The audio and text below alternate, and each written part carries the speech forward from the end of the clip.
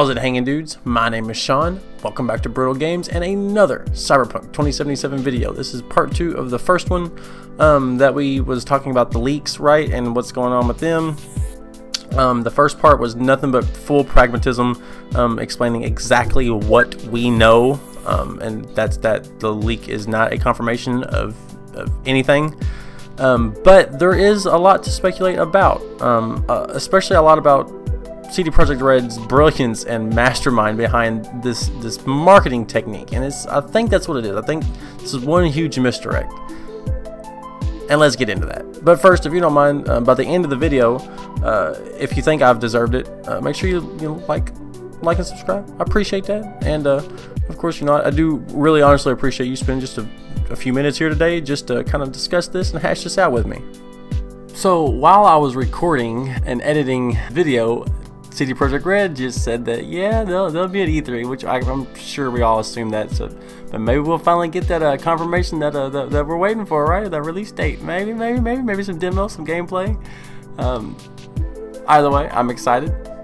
And if you want my theory or my take on this marketing, this ploy, this misdirect, I think the Mad Queen kind of sums it up perfectly. She actually uploaded a video while I was editing all of this footage, right, and in this audio. So she almost mirrors my exact theory. Of course, I extrapolate a little bit more, and mine differs. But yeah, so this is pretty much a common theme that people are picking up on. So I'll let her tell you for herself. Honestly, we had quite a lot of slips like this so far.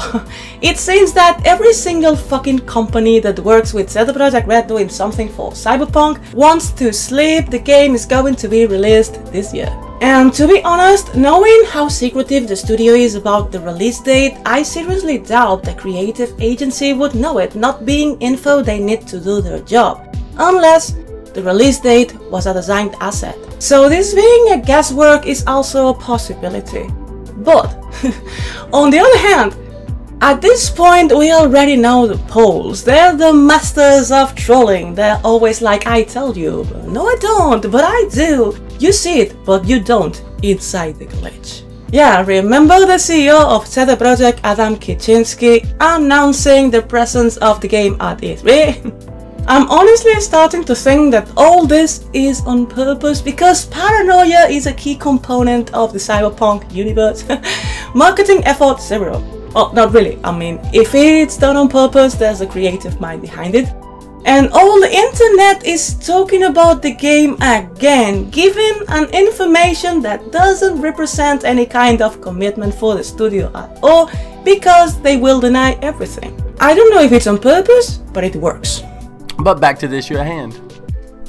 So to start, it's asinine to think that anyone other than a very specific employee or 2 or 3 or small handful group dedicated team would be allowed to post any content to any site, meaning the vetting of any work would have to go through a key team of analysts through CDPR to prevent any such leaks, any such conflict of interests, to make sure that their quality of work is up to par. To think Territory Studios can simply put up graphics of a copyrighted licensed franchisee willy-nilly whenever they want to without having to submit the draft to CDPR first. Yeah, for a developer who values its secrets above all else, they're not just gonna let some old studio post their trademark content without impunity, just to be able to, what they can post anything, put a Cyberpunk label on it, and now it's a trademark image for Cyberpunk, and they don't have to ask CDPR. Yeah, doubt. So yeah, well, I don't know what their agreement is between the studio and CD Projekt RED, and it's possible that the graphic was vetted and they didn't think people would be so daft to overassume. But in marketing, it's your job to predict that stuff, to catch those things. After all, these AAA titles now they start slipping after all these. But to not catch the word release in 2019 in that form of a sentence structure, and then not predict the massive street rats to swarm the oncoming, and misconstrue the oncoming information that you just put out there, like, seriously, for vetted professionals of the gaming industry who has multiple AAA titles underneath their belt, I find it highly suspicious that would just fly underneath their radar. A dedicated team who's supposed to be closely guarding a release date, right? And they're going to let the words release and a date in a sentence on a website that's loosely affiliated with them. It would make sense if it did make sense, right? So unless you wanted to leak it and make it seem like an accident to stir up hype, seems like a very random hype stirring possibility, right? So random. Well, yes, and this is where I deviate in my speculation from everyone else. Now let's think, why would you as a large developer and publisher want to immediately create a buzz, a PR buzz, and have to issue correct and, you know, put a small fire out so quickly out of nowhere? Yeah, why would you need to do that? You know, that's only if you wanted to cover up another small, worrisome, growing blunder like the no beta access. Okay, now hear me out. I know that CDPR didn't get an outrage mob of fans over the no beta announcement, but they did get some pushback. A pushback that could affect their pre-sales marketing if exploited for negative gain by gaming critics and early reviewers. The reason for no beta is totally separate, and that was yesterday's video, so you can check it out if you're curious. But yeah, so in essence, my theory is that CDPR gave us one huge misdirect, and they did it to protect us, or at least to protect our immersion for the game. The following is my speculatory, and implicated evidence to back up my thesis. So here goes. Keeping the lid tight on any pre-launch gameplay or story spoilers, having no beta is the way to keep that lid sealed, right? This is to protect post-launch player immersion above all else. They make these decisions with us, the gamers, in mind, not just our wallets. This is CDPR we're talking about. Thus, they are super concerned about anything that may upset their fan base, and they are very protective of it, as we are very protective of them. History backs me up. During the Witcher heyday, the author of the novels was taking on CDPR while they stopped and listened to the fans while protecting their already agreed to copyrights, and the large majority of the fans actually stood by CDPR. And as a result, that company is so much more stronger, and the bond that it has with its direct fan base of players is almost unbreakable at this point. They wanted to divert any small but growing attention surrounding that minor disappointment of the no beta access and immediately overshadow it with another minor setback, right? They want to go, ooh, super hype, oopsie, you know, come over here, look at this, kids. What's that? No beta access? No clue what you're talking about. Because guess what? Possible confirmation link. Leak, yeah. Isn't that so much more enticing? Just come over here and chat about that. And let's not remind early mainstream reviewers and big YouTubers who may shit on the fact that they won't get the game exclusively early or closed beta access. So let's go ahead and tease some early release types of leaks and stuff like that, so people don't catch wind of that and start getting really mad, right?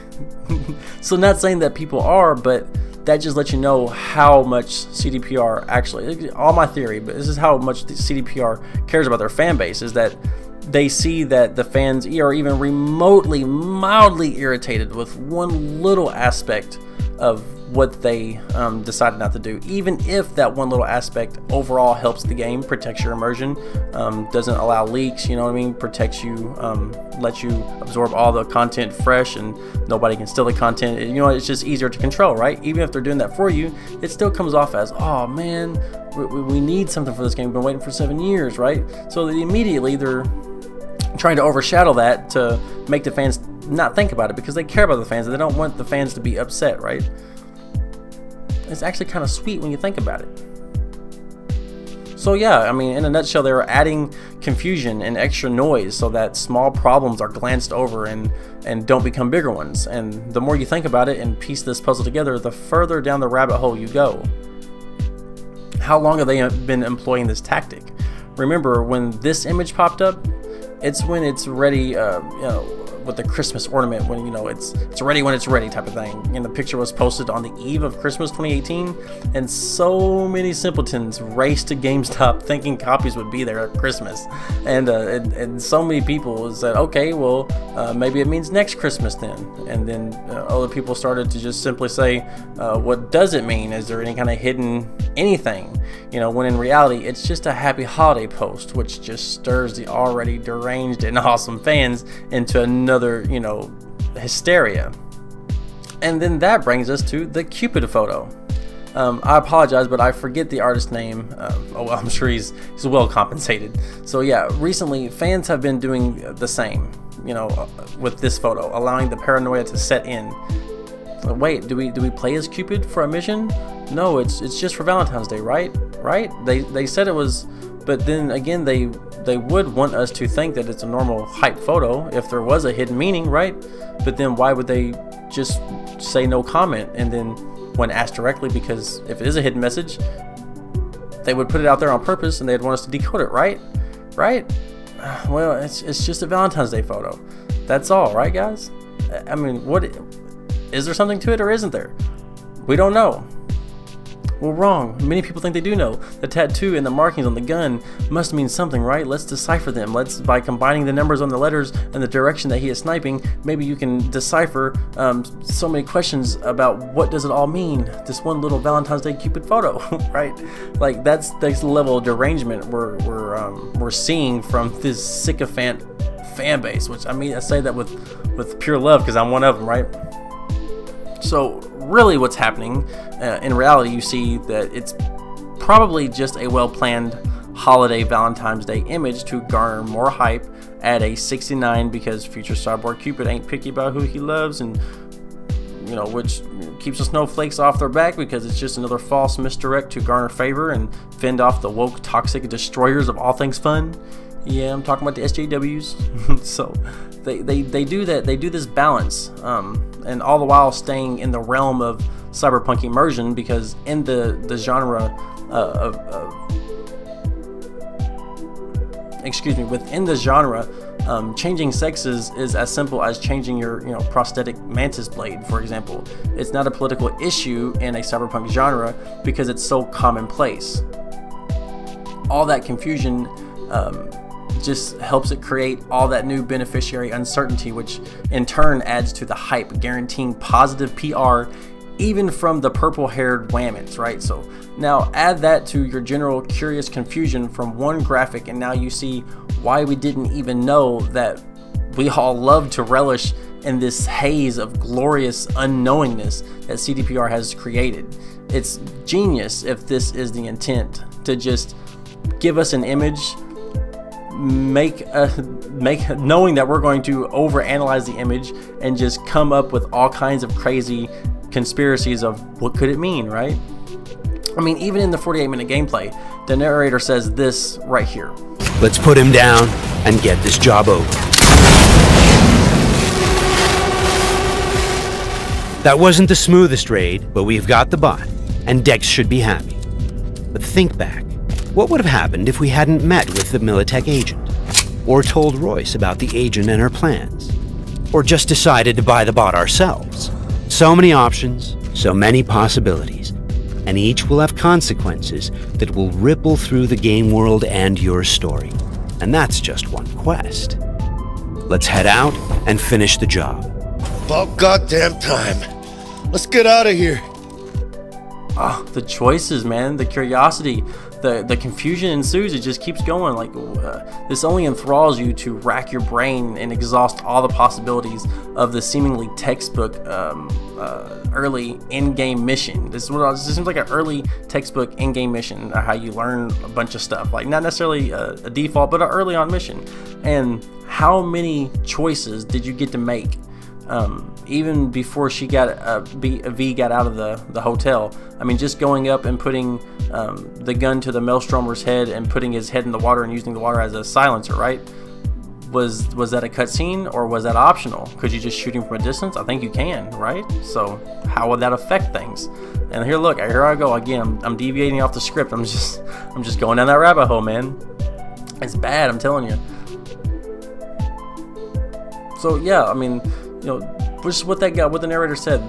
That one sentence was strong enough to still keep, to this day, thousands of people constantly analyzing that 48 minutes, that little 48-minute bit of gameplay. Like, they're still chewing on it, trying to find every little nook and cranny. And then it dawned on me. All this confusion, the misdirection, the unprecedented amount of new hires, crazy amount of concept coming out, this latent development, the open Twitter PR, Ask Me Anything brigade, always ready to answer any question, their greedless pro-consumer antics amidst the industry's darkest contenders right now, EA, giving a hard pass to any platform exclusivity, ensuring that maximum amount of fans will enjoy this game. All of this was driving me crazy. The paranoia of what everything means. Am I going mad, or is it all of this starting to just seem by design, maybe? As if they are carefully planned, each photo, each tweet, the date of each, carefully cured and with the fine-tooth combed, and the teaser information, which includes any font, would be double-checked every step of the way, so that only things that would be allowed in what CDPR themselves would allow. Each new announcement has some underlying theme or motif behind it, or so they want us to think, it seems, right? Do we believe that CDPR would just allow a studio that they've hired to just pump out artwork constantly with the Cyberpunk logo on it and with pure impunity? It just makes no... Would they do that? I don't know. Like, I constantly keep further guessing myself the further down this rabbit hole I go, and the further I keep thinking with this train of thought, the more confused I felt. I mean, the more I questioned anything, the more questions would arise, and how they could easily, and also probably not so easily, orchestrate all of this CDPR. They could easily do it, and they could easily not. I mean, I was being misdirected this whole time. I am being misdirected. I was chasing this minor thread of an idea that they had implanted in my brain with, that Christmas ornament. But like a perpetual time clock, the threads just keep coming, and the constant second guessing of what CDPR was planning, as if I was one step ahead of their marketing, almost as if this was like a real Sherlock Holmes trying to beat them at their own game, when in reality the marketing and secrecy had been so expertly designed that the further you dig, the less sense it would make, and to the point where you find yourself back at the beginning, just saying, you know what, it's just a Valentine's Day pic, nothing more. And then again, that little voice jumps up and says, yeah, but it can't just be that simple, could it? CDPR, they would put something in there for it because they know that we're smart, right? Or is CDPR so smart that they wouldn't leave us any breadcrumbs, knowing that we would think that there are? So I just started to go in this logic circle constantly. Like, I felt like I had psychosis of the brain. I jokingly thought, like, wait, I'll probably get cyber psychosis, right? So just out of curiosity, I looked up the definition of cyber psychosis again. My jaw dropped. The symptoms are gradual. At first, they may simply become more distant to friends and family. They start to identify more with machines than people, like me constantly staring at a computer trying to find every little tidbit of information, constantly, alienating my family while I just pour over all this information, trying to connect dots that aren't there, and stop doing things that used to give pleasure, like eating, sleep, socializing. Eventually human interactions become irritating when all you're trying to do is just get to the bottom of this, and then the irritation morphs into contempt, and then and get this, dudes, minus cyber augmentations, this describes psychosis and paranoia to a T. So, needless to say, I stopped my search for truth. After all, there was none. This whole thing was created to trap me into an intellectual struggle that would last till the game launch, and easily cover up any ill-received happening, such as stopping the no beta backlash before it starts with sheer hype and paranoid confusion, right? Unbeknownst to me, my humanity was eroding away, and slowly I was being jacked in, one step from a cyber ghost, forever lost in the perpetual repeating cybernetic system of a hype psychosis. So, while my theory is all in good fun, I do think that the release date is one big misdirect. Not for like a different year or anything like that, mind you, but just to add a certain amount of paranoia to hype the atmosphere, distracting people from the studios and other blunders, effectively extinguishing a fire before it starts, like the no beta thing. The Cupid pick is a very good example of how this purposeful confusion and hysteria is all by design, which just, you know, gets the community talking about something for an extended period of time, which gives the developers enough time to do things behind the scene and just prolongs it until launch, right? That's obviously what they're kind of doing. So I'm just having a little bit of fun with it, and it is, this purposeful confusion or hysteria is really by design. In the lore it says that Psychosis symptom is extreme paranoia, and CDPR is all about committing to immersion. And for them to go to this extent to immerse themselves and then apply that to their own marketing effectively brings them that one step closer to the gods of the gaming industry that we have, you know. And CDPR is all about committing to immersion, and for them to go to this extent to immerse themselves and then to apply that self-immersion into their own marketing effectively brings them that one step closer to the gods of the industry, and they have earned the players' respect. They have really shown us that the players still mean something. And so that's all I got for you guys. So if on random Saturday nights you find yourself mix matching the baby doll heads on your little sister's Barbies, make sure you like and subscribe. And until next time, piss off. 2 to the 1, 1 to the 3. I like good pussy and I like good trees. Smoke so much weed you wouldn't believe, and I get more ass than a toilet seat. 3 to the 1, 1 to the 3. I met a bad bitch last night in the D. Let me tell you how I made her leave with me. Conversation and Hennessy. I've been to the motherfucking mountaintop.